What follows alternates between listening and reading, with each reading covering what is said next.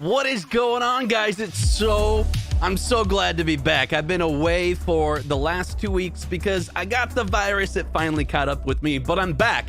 And my voice is not 100%, but check this out. We're going to be talking about the MK 30th anniversary cabinet today. I got a special guest that's going to join us. We're going to talk all about it.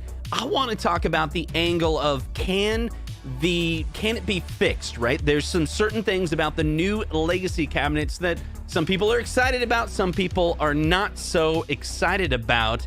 And I think as a community, we've been doing this for years. Since 2018, Arcade1up would come out with a cabinet that just doesn't exactly hit the mark.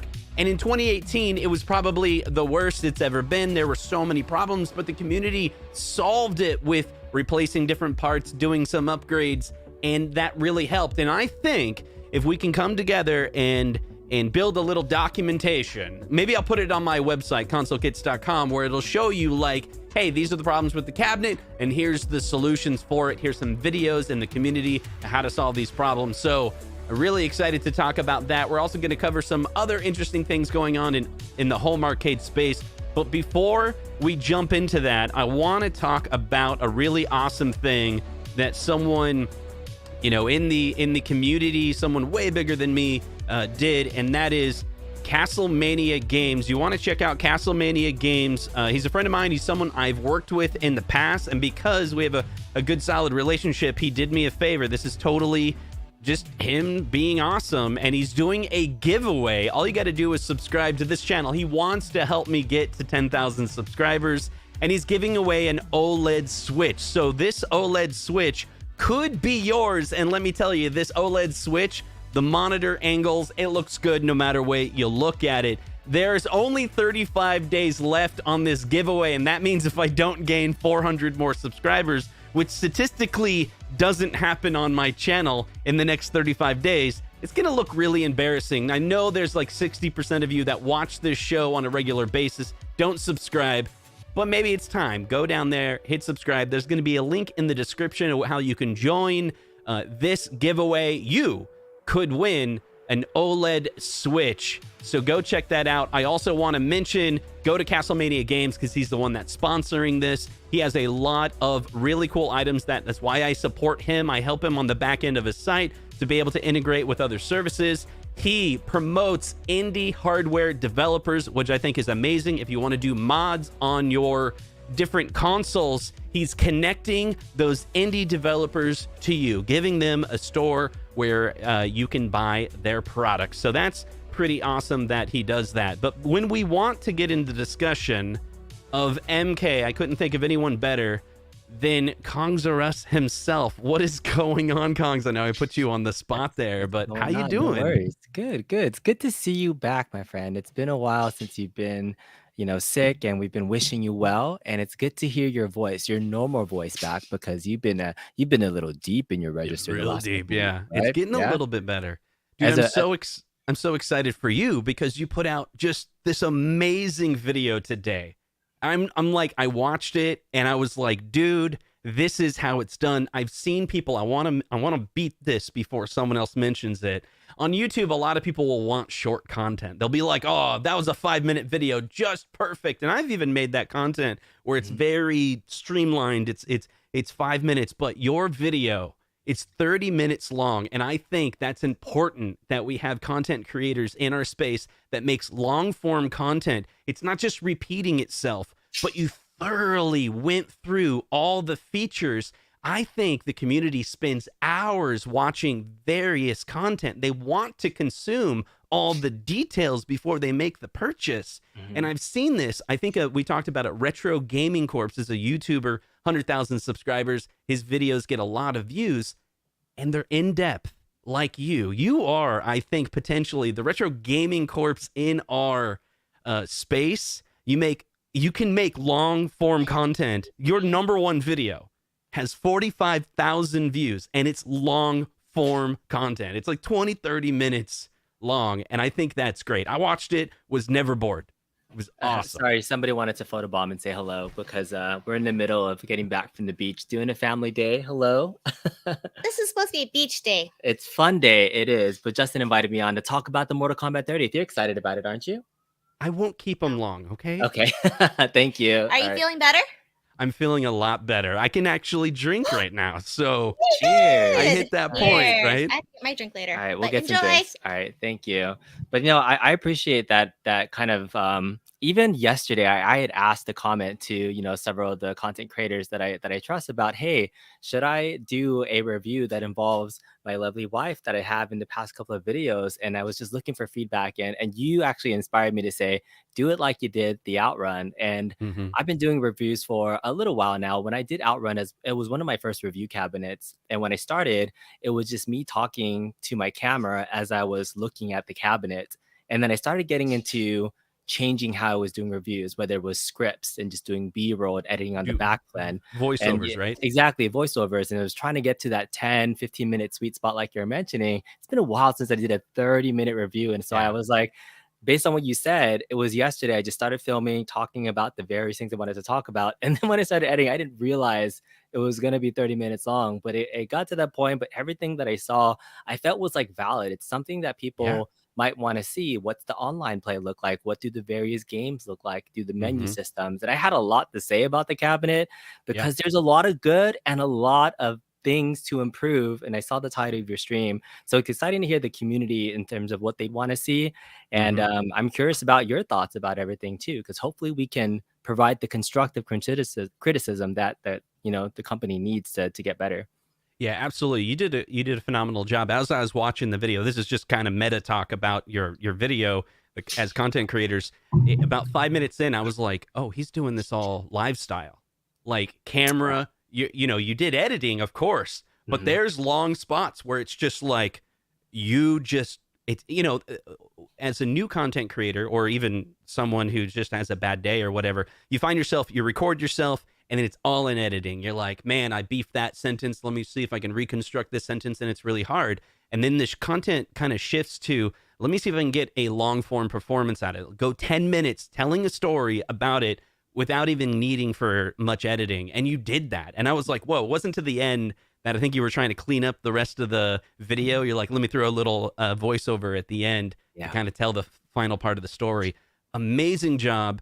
I wanted to highlight that for sure. So there's going to be a link in the description. I'm going to put a comment. There's two things in the comments, a pinned comment. B's video, you got to check it out. It's worth the watch, especially if you're on the fence of any of these legacy cabinets, because I think a lot of things we learned from it is going to be, it's kind of like this new generation of Arcade1up cabinets, what you can expect from it. I learned so much from your video, just like the style of this new generation, Mhm. which games, have online play, which ones don't. I was excited to learn about Rampage, how they put this like overlay selector where you can you describe how that works, B?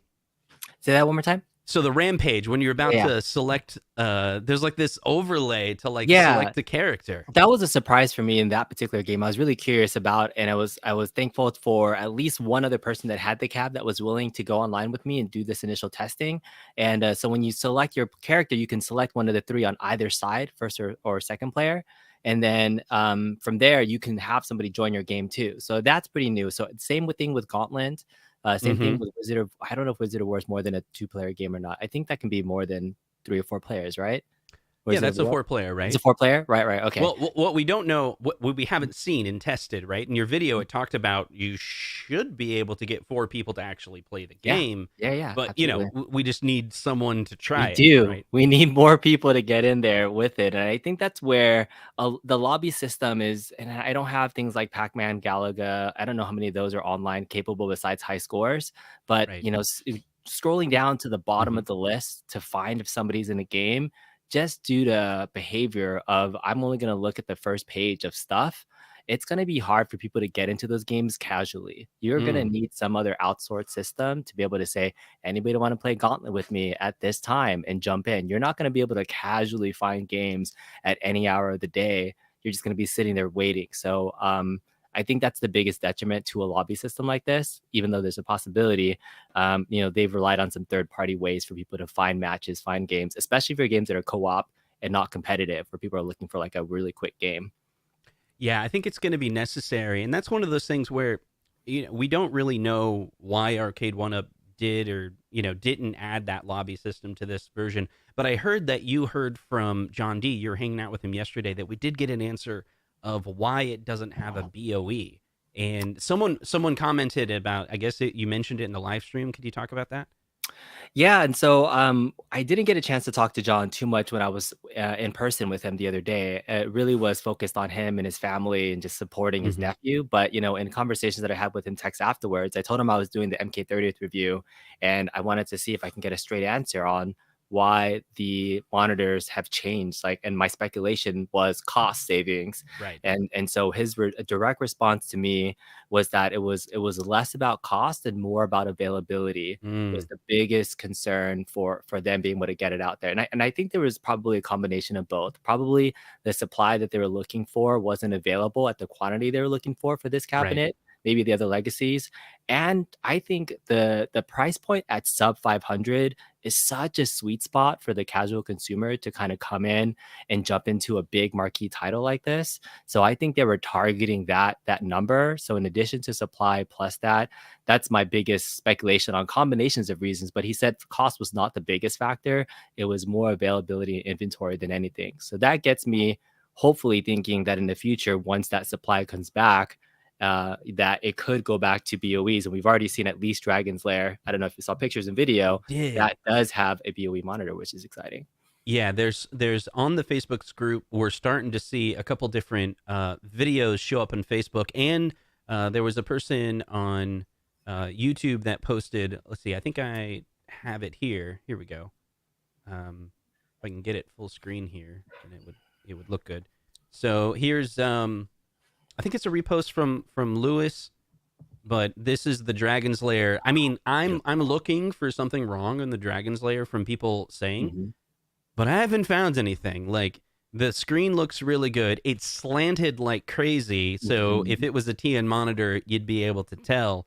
And Yeah. the blacks look very black, and he did a good job. He's like trying to get the good angle because we know we're really Yeah. interested in. And on this one, I learned that the top of it is like all plastic, Mhm. but I wonder if that looks really good. I'm just Like, smiling looking at that. It looks so good. The yeah, only thing that I was originally complaining about is when they did the redesign change, the artwork used to have like a little waterfall design yes, from the bezel into the control panel into the bottom that I thought looked really great. And so yep.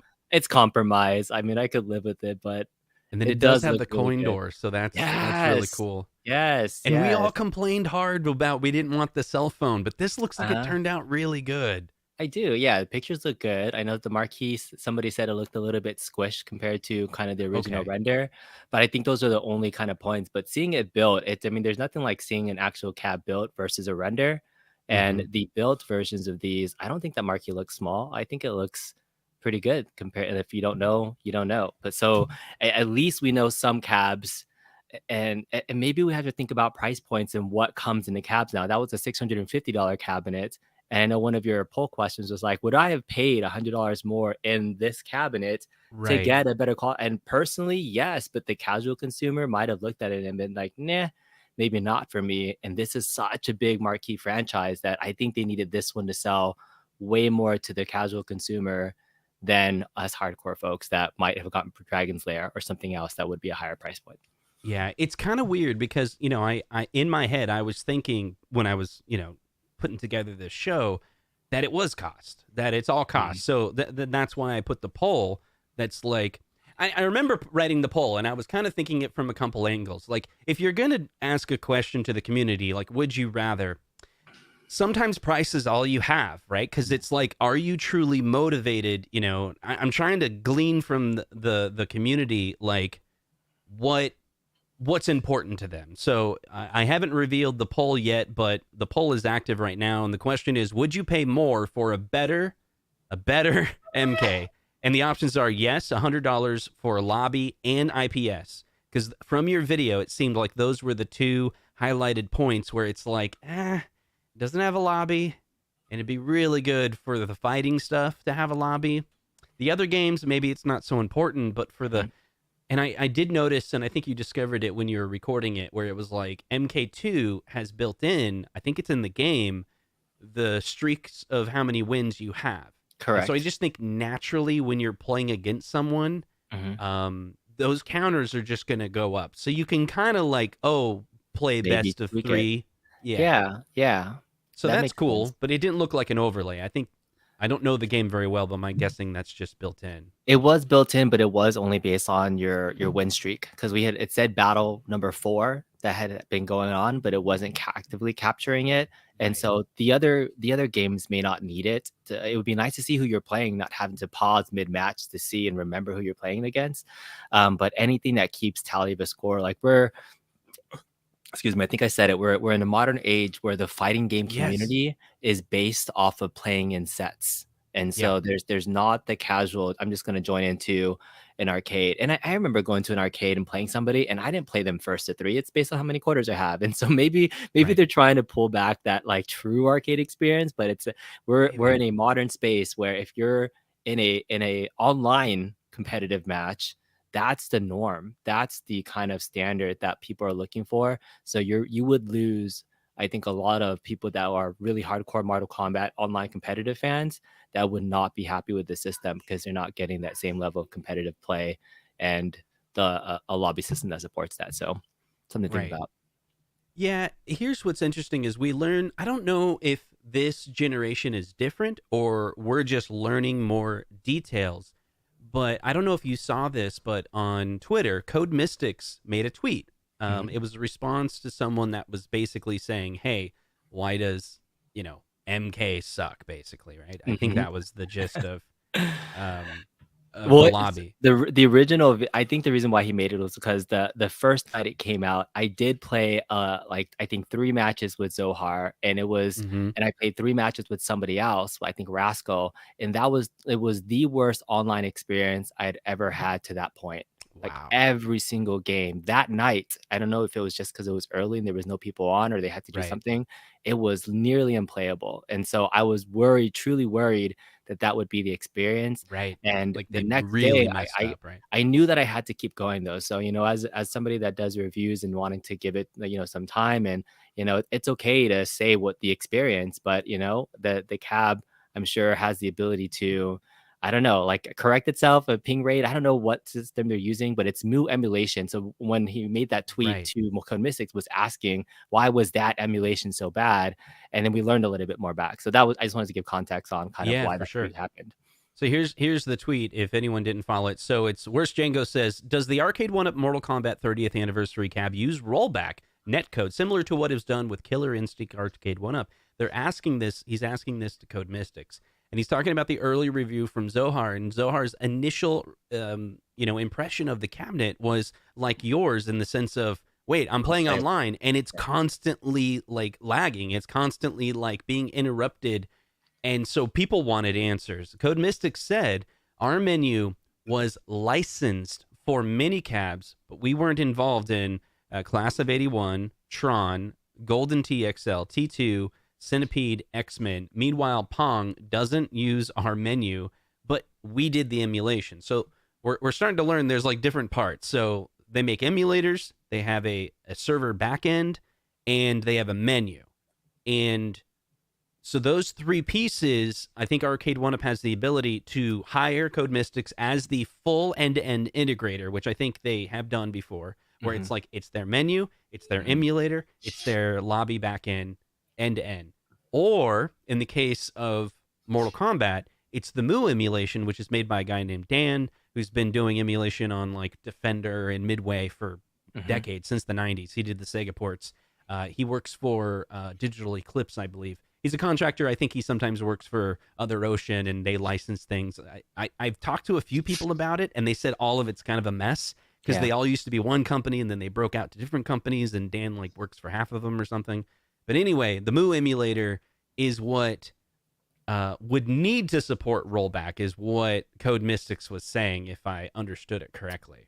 Yeah, he was, and they made a good point about how you can tell it's Code Mystics, because I immediately made that same assumption. I saw the menu and I was like, oh, this is a Code Mystic style menu. And I know they did emulation using that. So I didn't know they built that as a template that then could be used in other games and things. And so it's kind of smart. Maybe they just like built that app, you know, and they're like, we'll sell you that app, but we want, a piece of the royalties or something. It's a good and a bad thing though, because I don't know how much more they can develop beyond the scope of what that lobby system can do, right? Because if it's that lobby system, we know there's things where you can't have spectator mode, you can't really see people in different games, and so it's and maybe there's this mentality of an online cab looking busy for fighting games.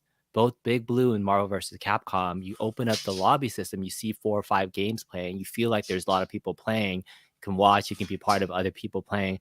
I haven't seen enough people playing that once an available game disappears because one day left or somebody joined them, that game is gone, right? Like you only see people who are available for you to join. So there's no sense of like, hey, there's people on the cab playing, because once a room gets filled, it drops off of the availability list. You don't see that. And so there's this mentality from a fighting game standpoint that it's just like an empty cab. I don't have Killer Instinct. I don't have NBA Jam, honestly. So I've never experienced this for myself, but that's just my initial comparison of wanting to play a fighting game with people that are there. Yeah, so with the lobby system, to answer the question, can we fix it? No.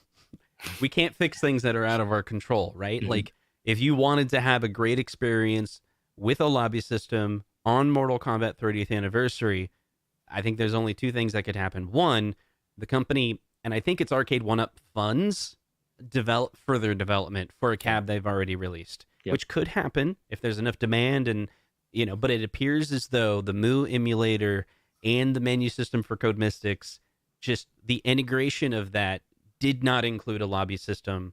Maybe the developers didn't get it done in time, and maybe it will come out. That's just pure speculation. Or they chose not to spend that developer time money to get that specific cabinet with those set of games with that emulator to have a lobby system. And anything is possible if they decide to invest more. But if they don't, the only other option is hacking, right? Like, bring your own lobby system in some other community, which I don't think is going to be a popular solution. The thing is, at some point, Arcade1up had thought about the ability to make sure updates at some level were available, whether it's Wi-Fi updates or through the SD card slot or the USB. Like they built it in for future update compatibility when they would invest and what they would invest in. Maybe based on the feedback of what we want could determine that.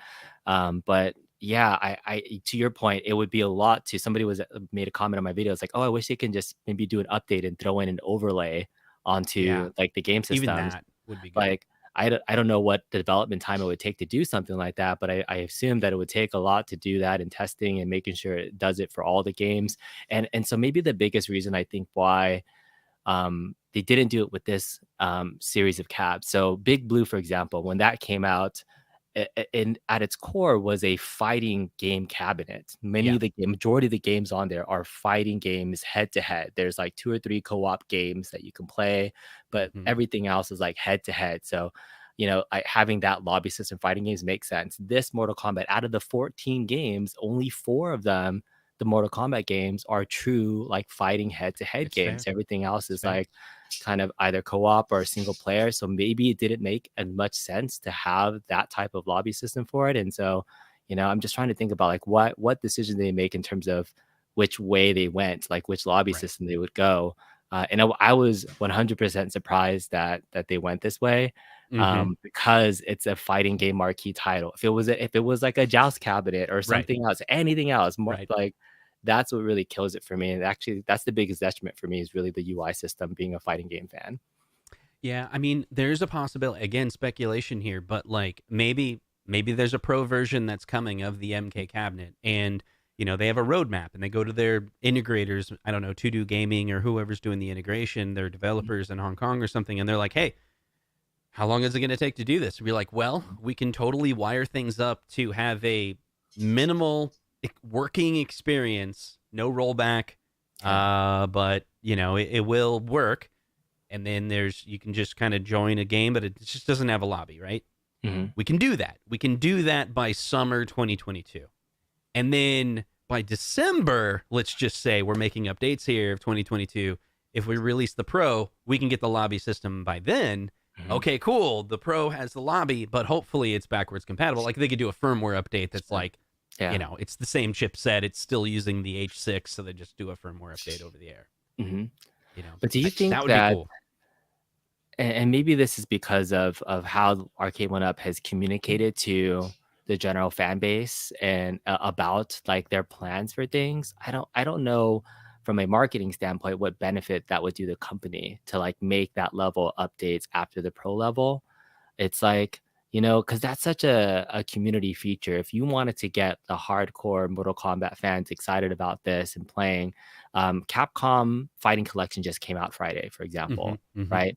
There's a buzz when something new comes out and that community wants to play it. Like this is the time to build. If fighting game community was one of the things that was on their marketing plan to like attract people to buy this cabinet, like talking about how they can finally have it in a somewhat authentic arcade experience would have been a better selling point. And maybe the Pro Series cab could do that. But I from a market, I'm just I wish they would.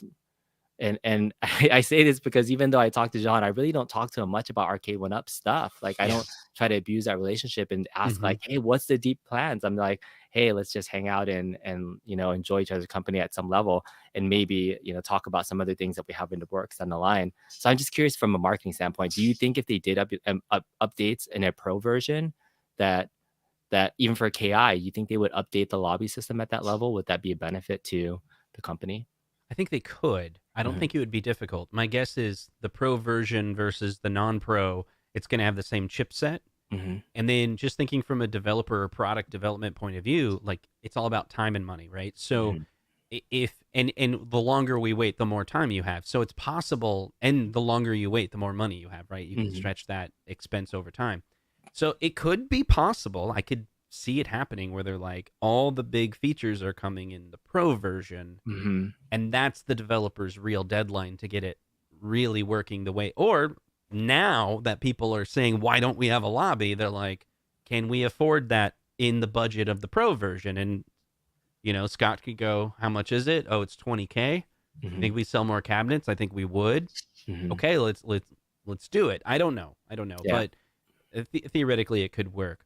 But I want to talk about, again, we don't have control over that, but it does play. It does work. You have to keep count yourself. You do.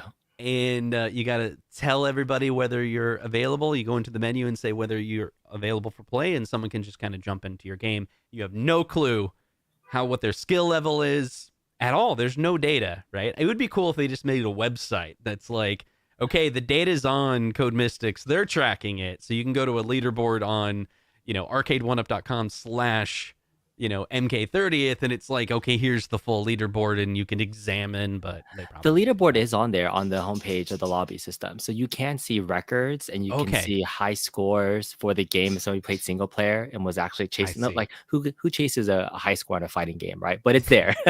You can do it. I don't know if anybody does. But you just can't do it real time while they you can do it in real time. Your like stream, afterwards, right? I was like, man, how good is this guy? And then I was like, oh, he's like 6-3. Okay. So you can sell afterwards. And then I guess if somebody is waiting, when I look to join, I was able to kind of scroll and you can kind of look to see if they're on their board. So it just takes more time to look at their record than quickly seeing their level that they had, which is and even the leveling system wasn't great, but at least it was something. I could tell where my skill set level is. Are you a Zohar who has over 50 wins in a cabinet, or are you a 10-win player, right? So there's that competitive aspect you're looking for, some balance, and anything that's a competitive game, you're always looking for updates that can help you balance the gameplay. Like you're looking for balance across that, and that's what patches do. That's what the lobby system does. Like you don't want to ever get just smashed. So whatever it can do to help balance the game, that would be the key. If we can bring balance to this through a lobby system to let people can play people at their level, that would be the selling point of people like, I want to buy the cab, not get smashed. Yeah. That'd be good. So Hobby Hands with a super chat, he says, if it were for a less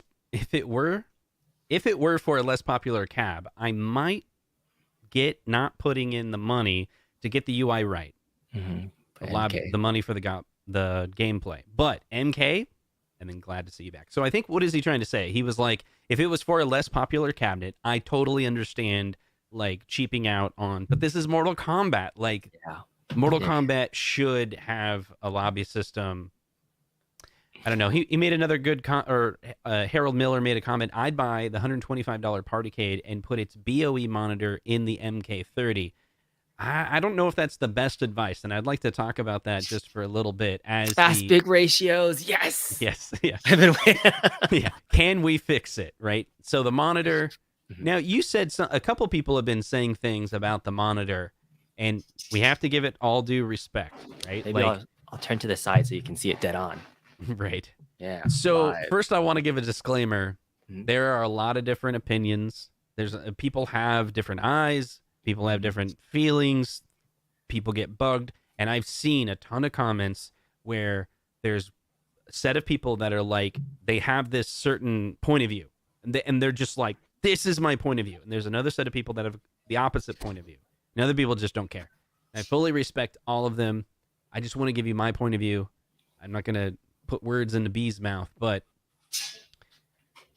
this is, in my opinion, better from what I've seen on the videos. It's better than Golden Tee. Golden Tee was slanted, so it was kind of worst case scenario. The monitor is not as good as BOE. I think that's fact. But whether it bothers you or not is another fact. So I was thinking about it before the show, and what I wanted to do was I realized my plan was to only make content for me, like for people that are like me, and that's not fair, right? Because I bet there's a ton of people that look at that MK cabinet and go, that marquee is amazing. Maybe you can talk about that, B. Like the marquee is beautiful. Like the style, it's very similar to Big Blue, where it's just like the screen, but now what they did with it, with the color, zero washout, like looks super gorgeous. I know my camera doesn't do it justice because this is a really cheap webcam. I need to start investing in better camera equipment, but I can bring it up there in pictures and everything. It's just very clean. It's the best marquee to date, like no question.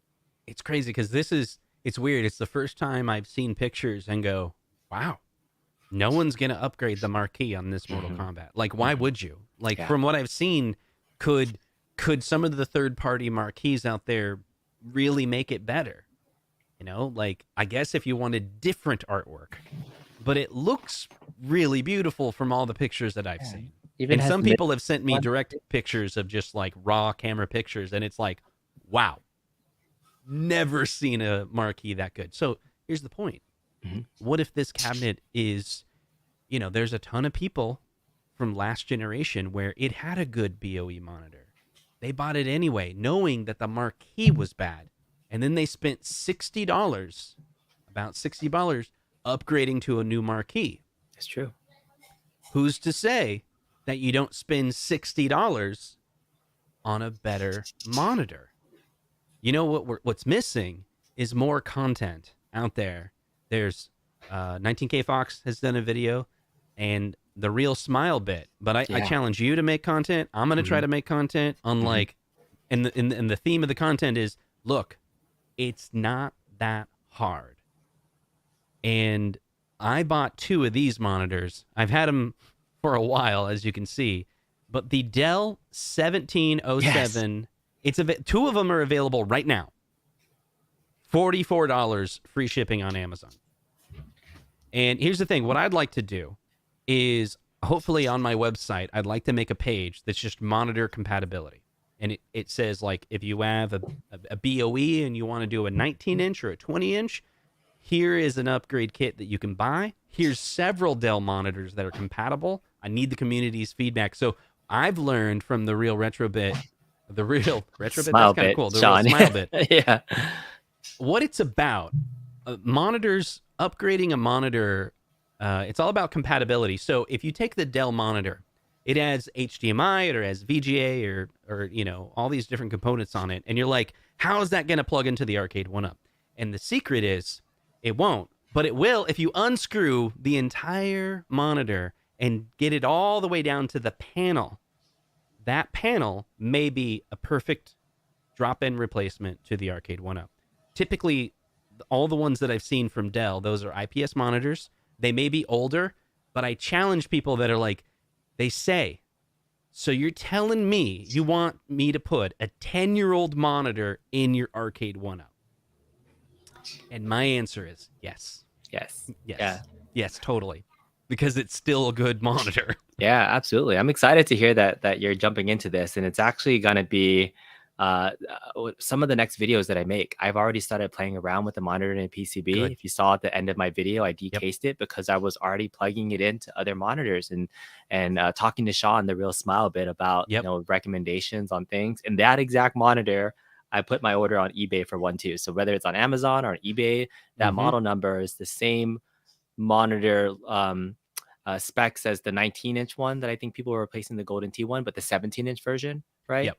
And so hopefully with that, I love it. I think you made a great point that I just thought about. So many people buy an arcade and they're like, I have no problem spending $60 on an upgraded marquee, just because like I like the lit marquee portion of it. But these monitors, probably a little bit more work to do, but it's the same cost of an upgrade if you're willing to do it. If that is the biggest reason that you're not going to get the cabinet, I think you're right. A $50 to $60 upgrade with some more content on how to do it is definitely a goal of mine. And so I was already at 30 minutes long yesterday.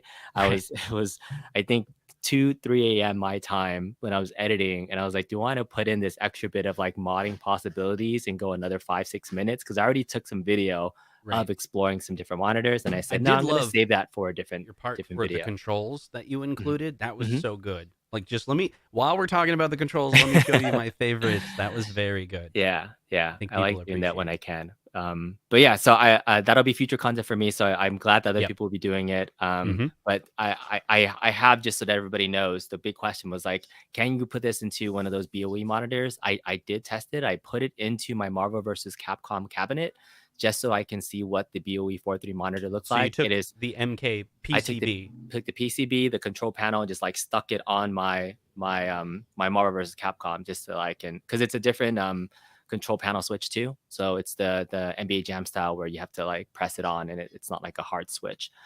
It works. It looks beautiful, but it does missing the 64 lines at the bottom, so it gets cut off, especially on the menu systems where there's text that you're reading.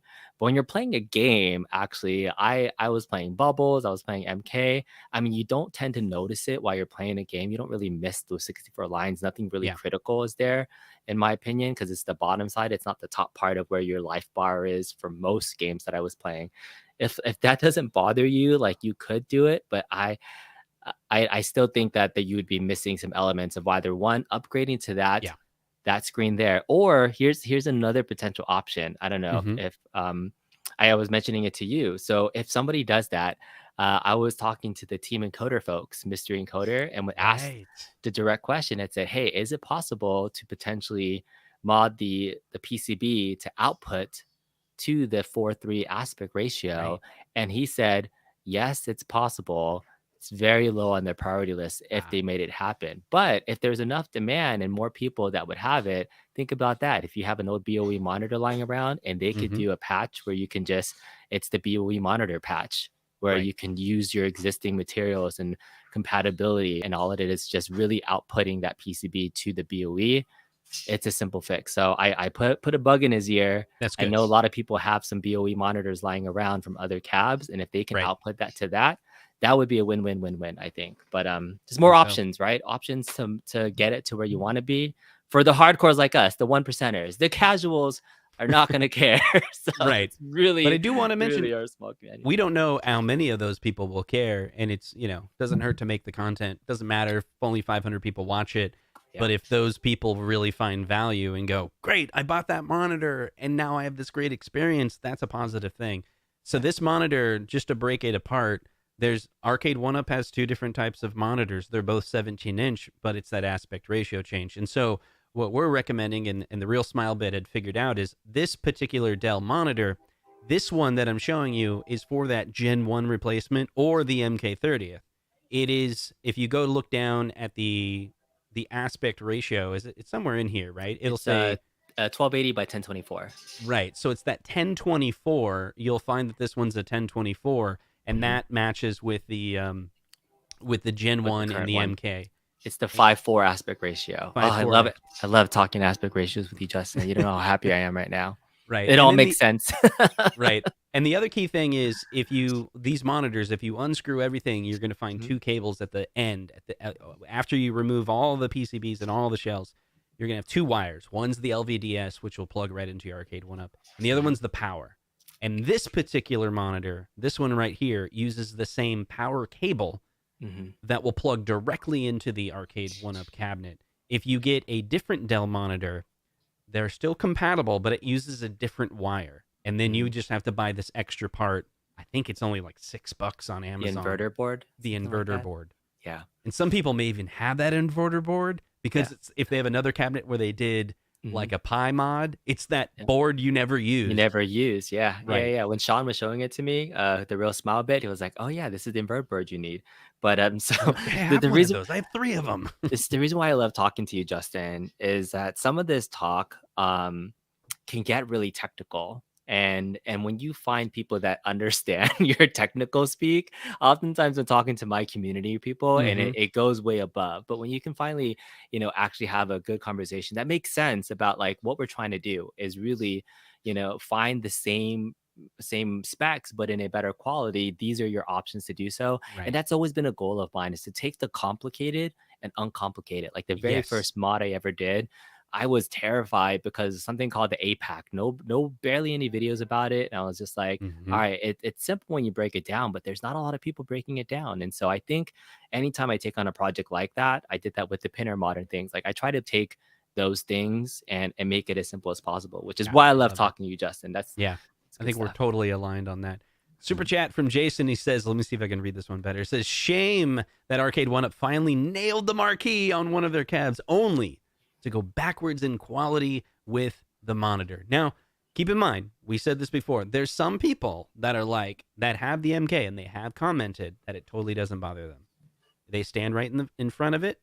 And I think you had a really good solution in your video. Just push it all the way to the right. Put it on that side. Yeah, I got to swap my 2 cabinets, put it on the right.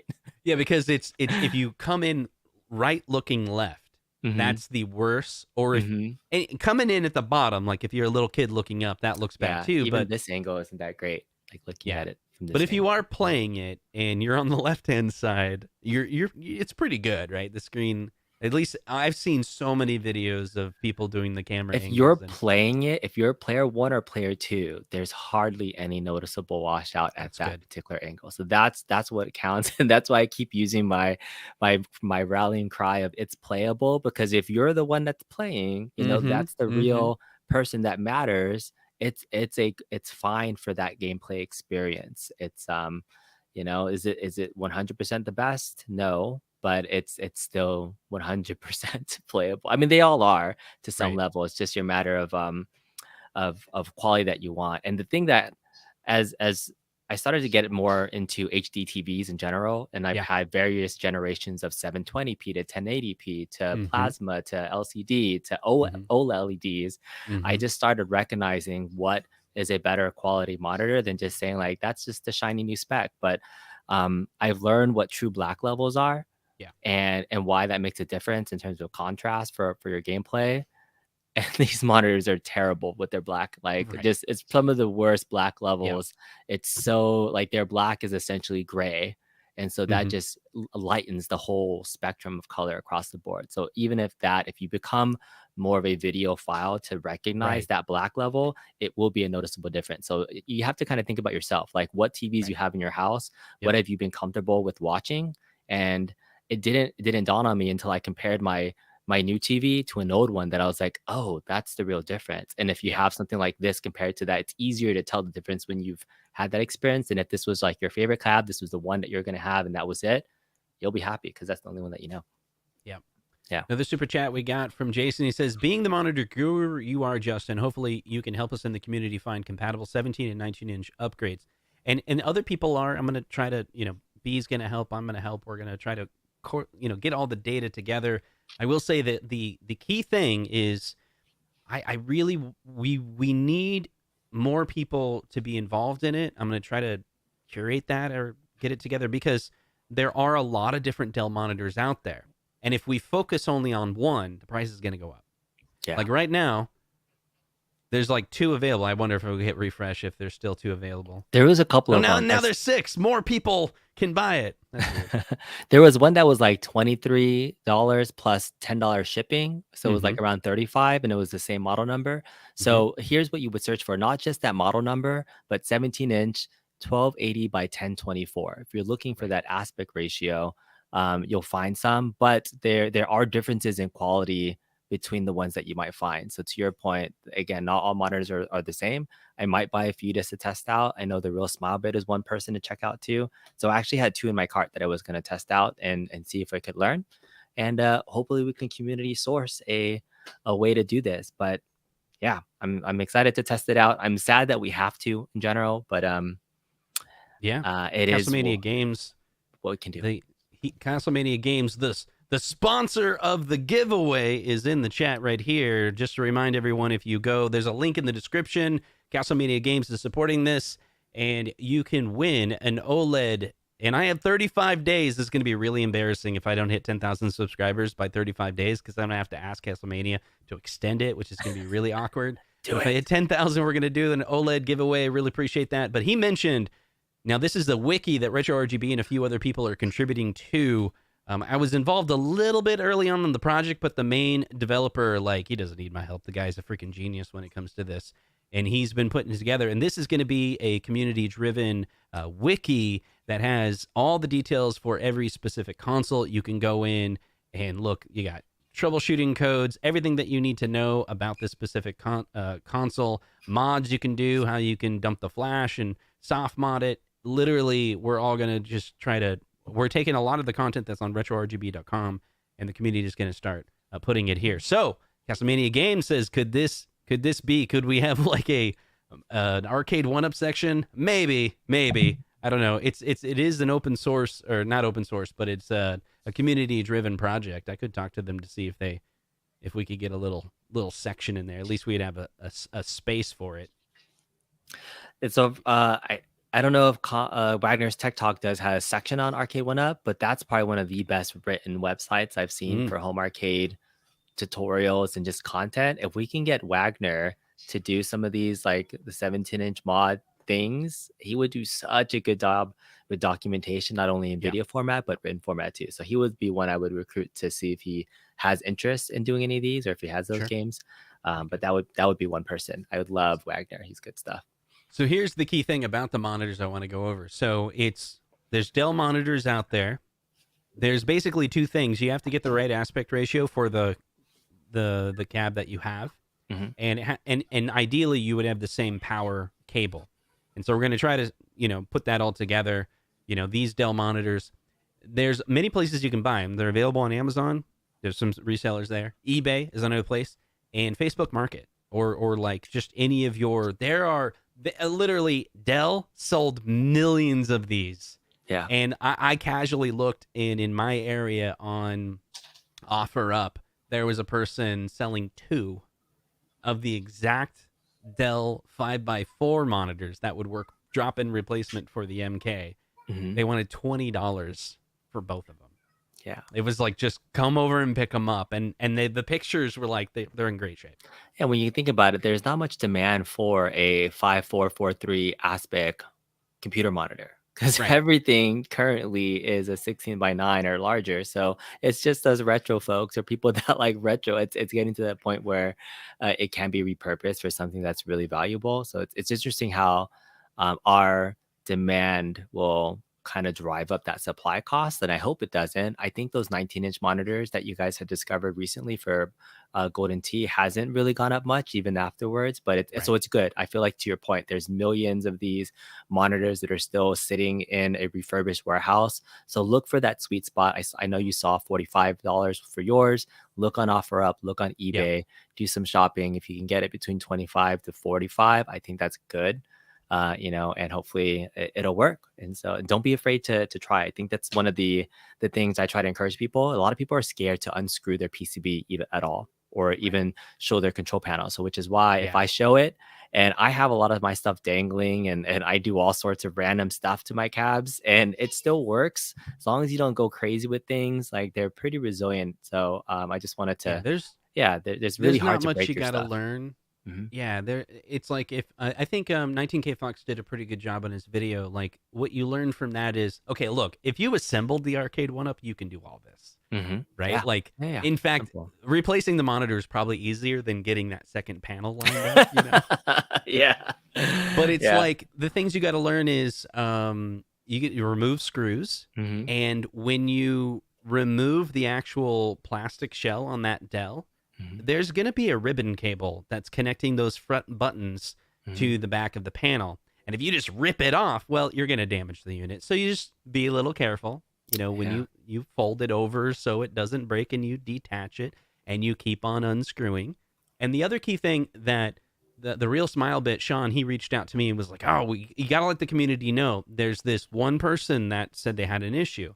And that was the entire goal of the mod is you're going to get the raw panel from the Dell monitor, and you're going to get the raw panel from your Arcade1up. So you got to unscrew the entire Arcade1up because you want the shell of the Arcade1up Yeah. monitor So you and can put fit it it on back the in. Dell so that it can go into the mount.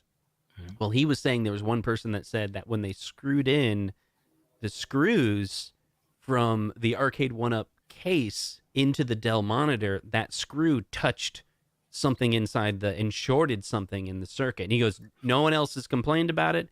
Just want to mention it. So just be careful when look at the length of the screw and try to determine, like, is it going to pierce something? And, but again, it was just that one person that mentioned it. So I'm going to try it. I have Sounds like something I would do and during a live modding session, because that's exactly what I would do. I'd be like, let's do this live, pierce guys. it. Let's decase it. I bought one of those 19-inch screens, by the way. I don't have a golden tee or anything that I'm planning to use it for. I bought it just in case because you guys were like, hey, this is the good You gotta monitor get to it. get. I just got to get one. So That's the other thing. If Mhm. we'll have to put that list together, because it'll Mhm. be, Mhm. if you have the Mortal Kombat Mhm. 30th edition, which is the 5x4, you could also install the 19-inch monitor. It's going to be compatible. The only issue is it's not going to fit. So your next mod is you have to get some type of casing. And I was talking to Mhm. Tulsa Arcades. So Tulsa Arcades sells a kit, These but upgrade it's kits. really for like HDMI modding. And I Mhm. was like, I was telling him, I was like, dude, there's this new thing. You completely deshell the Dell monitor. Could you just make us wood that's black? That's it. That fits the 19-inch monitor in the Drop it in. 17-inch. Yeah. Yeah. Yeah. Yeah. It might be easier than decasing everything and doing that if you could make that compatible. But yeah, I like the 20-inch mods. They definitely make a difference. But getting that extra layer of bezel art, everything on, this would Mm-hmm. be a good candidate to do that, because the bezel's so plain, you wouldn't be missing a lot. I mean, it's nice to have Oh, that yeah. nice little border, but if it was just all black, I think I would be okay with that too. Yeah. So that's Yeah. one of those, like, I could upgrade this to a 19-inch, that one, and just try it out and be like, hey, it should technically still work. It's outputting to that same aspect ratio at a bigger monitor. So that might be something I try to explore, doing an upgrade to the 19-inch version of that screen, which is near the same cost as the 17-inch one, right? Mm-hmm. It's about $45-$50 if people want to do the 19-inch upgrade. So I'm gonna play. We're gonna see, give people options and let people decide what they want to do themselves.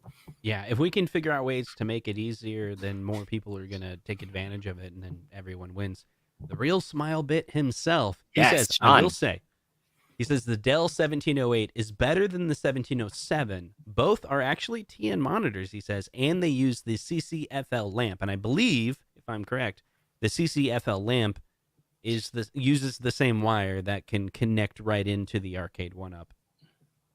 Because I think he was mentioning that before. Mhm. He was like, because if you get the other monitor, then you got to get the inverter board.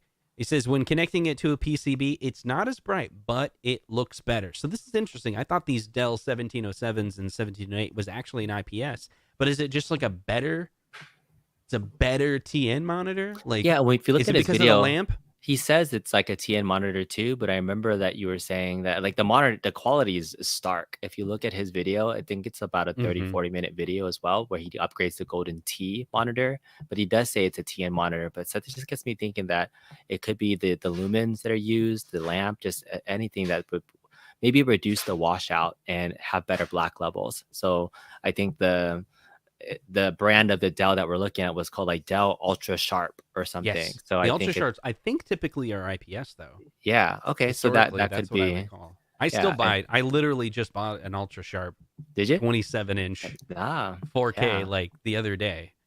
They're so much better than It the is. non-Ultra It Sharp. is. Yeah, yeah. It's good stuff. Yeah, on my computer, I've for 1 year owned a 27-inch 4K Dell that was not an ultra sharp. It was the first time Hmm. since like 2000 that I didn't buy an ultra sharp from Dell. I'm just always buying the Dell monitors, and I regret it. I spent like $300 on this Dell monitor, and it Hmm. has screen retention. Like literally, you're in Zoom or something for a meeting, Hmm.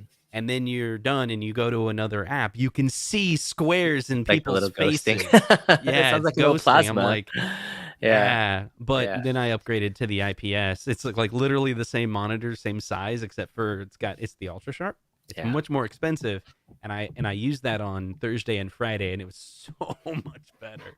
Like no yeah. screen retention, just looks so good. The But little hey, I'm things like in in front of life. my computer all day long. So Yeah, you gotta. I think there's a couple things in life you gotta spend money on if you're gonna be spending that much time in front of it. So or on it. So like a bed is one of my key things. You gotta spend money on a bed.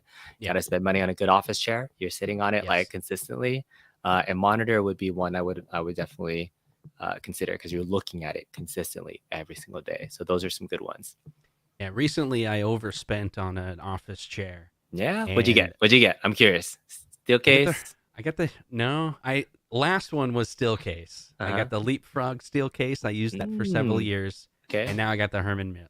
Oh wow. Okay. All right. And That's super fancy. but I didn't get the what is it? I got the Eon or something like that. I Hmm. can't remember what it's called. There's two really nice Herman Millers, right? And Hmm. one's the real flexible one, and then Hmm. one's kind of like more a standard chair. I just got the standard chair. It's Nice. expensive, but I started thinking about this is what triggered me to do it because I Hmm. was like I didn't want to spend that money, but I was thinking if I was a contractor, I'd probably have a really expensive truck Yeah. because it's your business, right? Yeah. You It's true. spend 60 grand on a truck, right? If Hmm. you're a contractor, right? And I'm not a contractor. I'm a software developer that sits down all day, and my back was literally killing me. Yeah. And so I got that chair. I swear all my back problems went away. Just That exactly. And so next thing, look at your bread, right? Like what you're sleeping on to be able to make sure oh, that you my can get wife it. already like got the nice bed. She took care of that side of things. All She right. took Well, I'm care of glad. that. She was like, I'm I'm getting a glad. nice bed. I'm glad. I'm glad. This Uh, question for you: do you mhm. wear a robe or a black belt as a guru, B? That I don't know. I have a black leather belt that I wear to hold up my pants. Does that count? Yeah. Maybe. Yeah. Maybe it works. I And think it's Ralphie weird that. says, Yeah. Go ahead. Justin and Kong, the Stink Stink Works works. duo of Arcade1up. We're Stink. doing all the stink work, right? Stink works, man. This stink works. Is that what he's trying to say? Like I know. I think we're stink always work is like positive. we're doing all the Uh-huh. work to help out people, right? Ah, okay, got it. That's a I new term. I'm do. gonna have I to look do it up. not have a treadmill desk. I thought about it. I did but see like didn't. Gamers Edge Extreme was talking about several people canceling pre-orders. What do you think about people canceling kind of their pre-orders, like based off of reviews and things? I just curious your thoughts because I have some takes on it. Yeah, I mean, it kind of depends, right? Like if Yeah. there are some reviews that came out early, like Zohar's review, where at the time that he was filming it, the online wasn't playable. Hmm. And he sent me pictures and videos before posting it, and he was asking me like, why is it like this? And I'm like, I don't know. I did do a lot of research at work. We're doing a whole bunch of research into peer-to-peer technology. I'm building an app it's all internal. It's not a public app, but Hmm. we could save a lot of scaling and expenses if we did peer-to-peer, because it's like 30 people are going to use it. If we can just talk directly, it'd be better. So Yeah. I'm learning about the turn servers and stun servers. I can't remember what they're called, but this peer-to-peer web RTC, all this technology where it like transverse the NAT network so that it literally it talks to the server first, but then you can communicate directly. And I thought maybe Code Mystics is doing the back end or something like that, or maybe it's To Do Gaming. I don't know. And they had everything set to do the roll. It's called a fallback, right? Where if it can't transverse the network, it just sends all of the gameplay through the server, and that's going to add additional lag. And I Mhm. thought maybe they had it set to that for QA. I don't know. And they're like, oh, crap, let's fix it. And then, because Zohar was saying, and I think you were saying, there was no firmware update. It just magically started working Yep. perfectly, near perfect, right? It's like, yeah, there's a stutter every now and then, but every now and then it's not as big as constantly. Consistently. Yeah. Absolutely. Yeah, so that's a reason to, if it's like they thought that Arcade1up screwed up the online and Mhm. it's not fixable. So that's one. And they screwed up the monitor and that's not fixable, Mhm. then they're out. They're out. Yeah, if those are the Which two is big why things this they're is looking called for. Can We Fix It?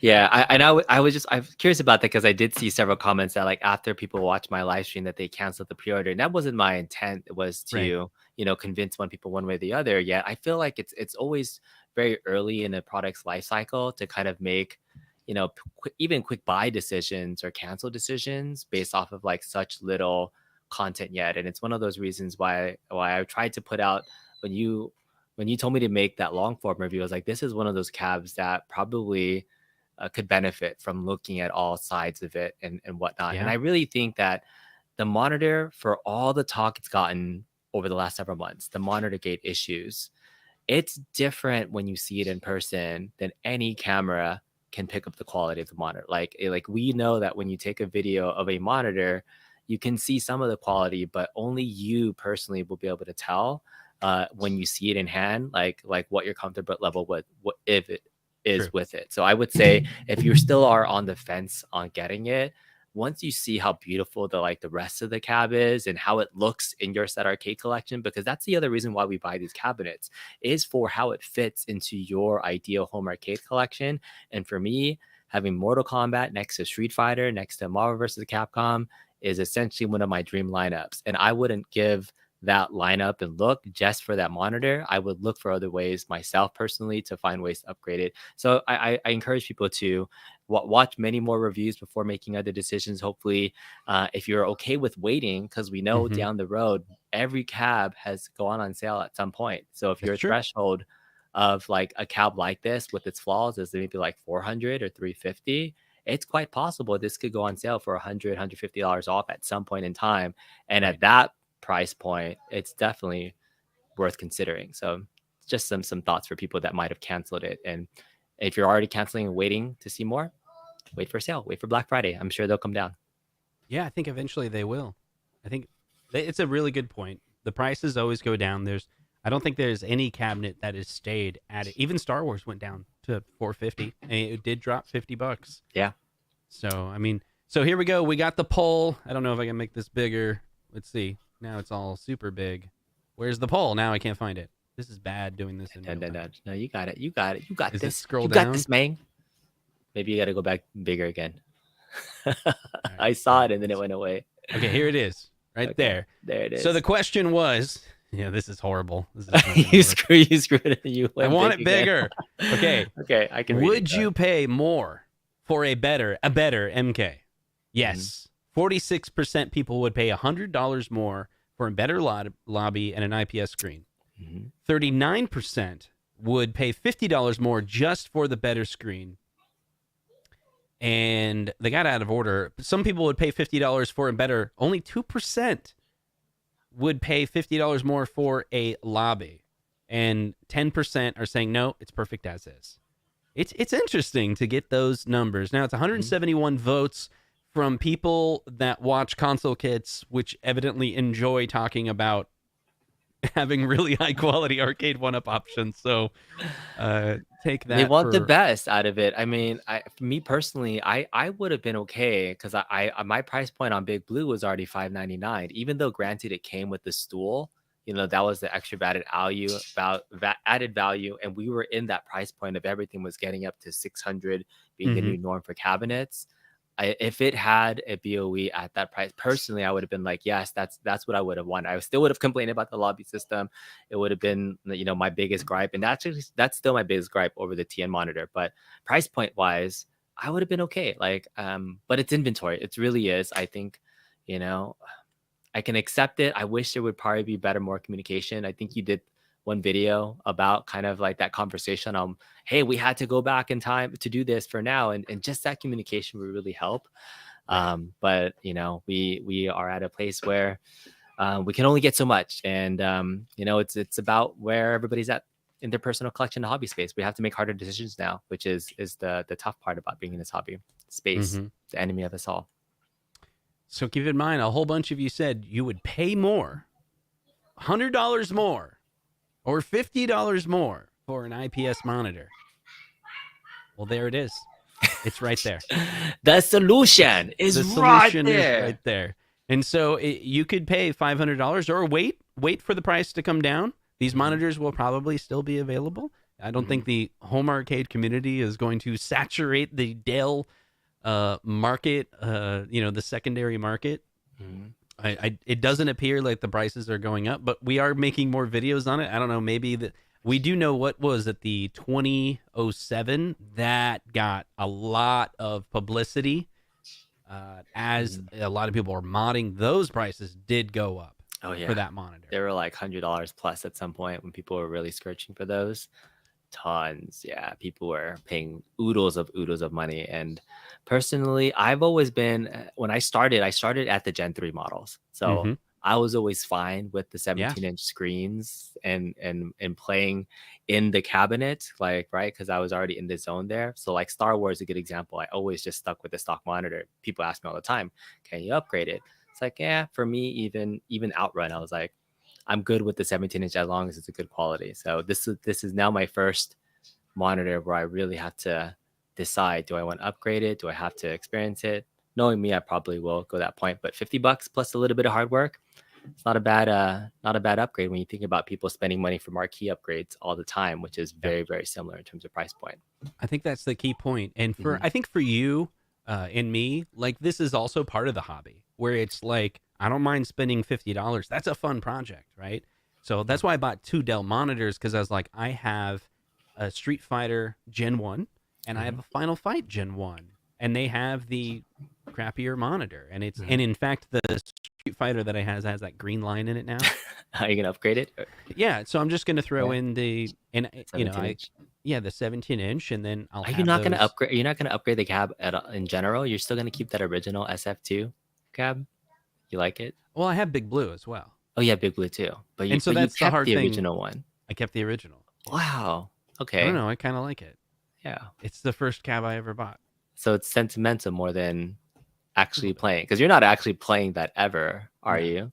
I mean, I have in the last couple months, but it's not like a lot. Yeah. I'm like, I still suck at this game, but I don't know. For me, it is part of the ambiance. It is part of the hobby, and I like tinkering, and then it's now turned into the Intech Gaming every month sends me a new product, and I'm like, oh, this is fun. I get to like that's true. I was struggling finding a Gen 1 cab that was still stock in my house to like use some of those products for. Oh, that's right. Yeah, I was could be the one that makes all the videos that's like, it's great, except for, it's got the gap. This gap in it. Yeah, it was either that, and all my Gen 1s have like either a 19 or 20-inch monitor upgrade in it. So now I'm doing can it output to the other screen and still work with the PCB. But I'm kudos to you for sticking with that original Gen 1, because there's so I take it you won't be getting the Yoga Flame Edition cabinet. That's not going to be in your we'll see. It is an interesting cabinet, I will say. The games that it has on it is a little bit more appealing than I had first originally had thought. I'm trying not to buy any Arcade1ups that aren't like, what do you want to call it? Like, there's just, if I know I want it, then I'm going to get it. Yeah. But if I'm on the fence, I don't think I should. I will 100% say that I can't say 100%, but they said it's going to be compatible with Big Blue in terms of the lobby system. So that lobby system on Capcom lobby, that and it's a fighting game collection again, hopefully should be that lobby system. Don't know about the monitors. We will see. In fact, actually, in passing, I did ask John. I said, do we know if these Yoga Flame ones will have a BOE? And he legit said, I don't know. So I think here's the thing about Arcade1up. To this point in its growth cycle, John used to have probably a lot more say and control over many aspects of the company, from parts to design to buttons to licensing, like every single aspect, because it was small.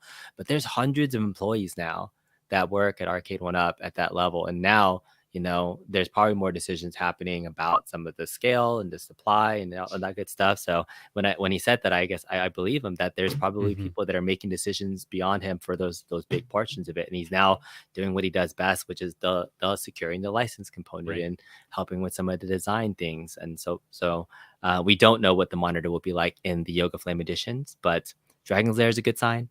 The fact that it was inventory and something that they will be looking back again is a good sign.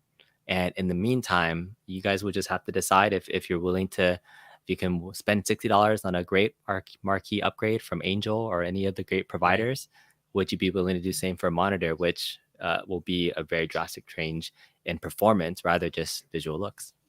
Right, especially when it appears as though, like you were saying, that it's not like they're screwing us with, oh, we just wanted to make more money. It appears, we'll see if that holds true. Mm-hmm. If the next cabinet is, a BOE, it's because it could be like they come out with a cabinet and it's like, well, there's enough on order, available to be able to secure that one. I tend to believe that every single time I've ever talked to John, it was very clear when he was spinning something, and he spins from time to time. Mm-hmm. But when he says something very specific, and the way you've explained it, where it's like, no, it's just availability, I want to believe him. I want to believe him because every single time I talk to him about it, he made it. Whenever there was a spin, it was always, you could kind of tell it was a spin. He's like, well, we did a lot of research. Like, you're just saying crap. That's your Sony marketing that you have. But I think when it first came out at the sub 500 price point, $499, that was one of the, I must say this, quote unquote, hype things about this cabinet, that they finally brought cabs, the legacy editions, back down to, a palpable price point. So I think there was a lot of factors in wanting to get there. And hopefully the days of expensive wood and things are gone. I know shipping is still a really big thing as well that might factor into these products, but I think they've won. The more they expand to the casual market and some of the decisions they've done to be at Hard Rock Stadium and other places, and just bringing more, it's really going to help them grow to get back to the volume that they need to sell to make these cabs profitable for everybody, because that's their business model, and this was a high market item that I think that was their goal. So I think it probably had some factor in what their sales number were. But thanks for the conversation. It was really fun. It was great, man. So tell us about how people can get a hold of you, how they can follow you and all of your social stuff. Just follow me inside of the chat room when I go on Console Kits. Just Kongs or Us. I'll super chat occasionally. I'm part of the membership group. It's really awesome. Make sure you hit that like and subscribe button here.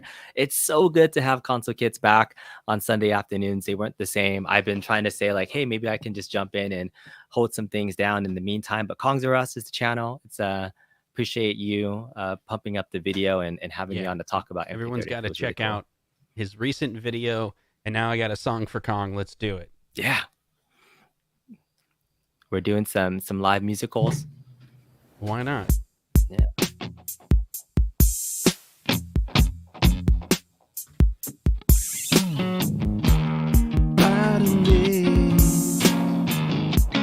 I got Kongs here.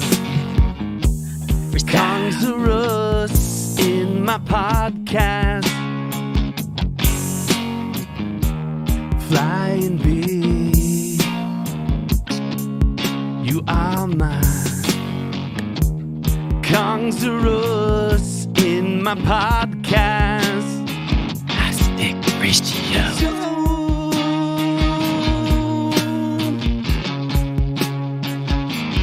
Yes, it's cold.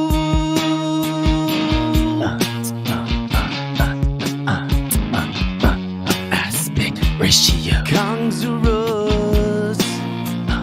I made an awesome video. Kongs are Us in my podcast. Talk about aspect ratios. Down the know. Kongs are Us, keeping it right. Kongs are Us in my podcast. Yeah.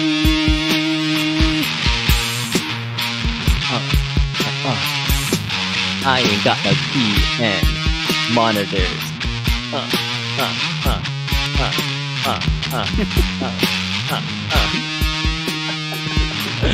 I like the freestyle.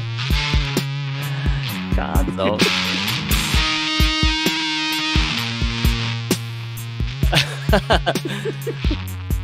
All right, thank you Boats and guys. hoes.